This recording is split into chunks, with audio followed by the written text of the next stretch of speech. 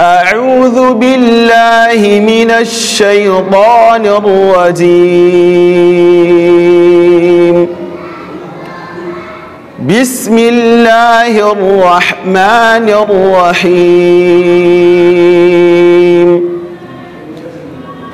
إن هذا القرآن يهدي للتي هي أقوم ويبشر المؤمنين الذين يعملون الصالحات أن لهم أجرا كبيرا وأن الذين لا يؤمنون بالآخرة أعتدنا لهم عذابا أليما.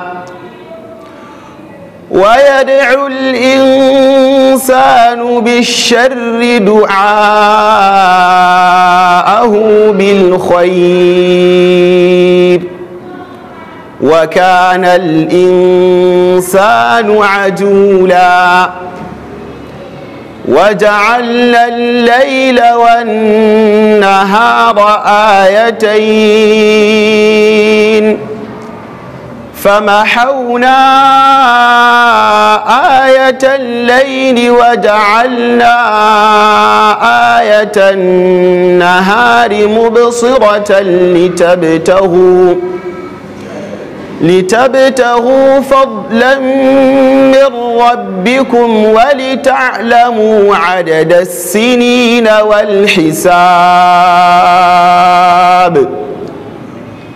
وكل شيء فصلناه تفصيلا.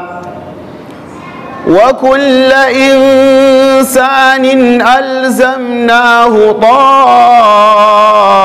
طائره في عنقه ونخرج له يوم القيامة كتابا يلقاه منشورا. اقرأ كتابك كفى بنفسك اليوم عليك حسيبا.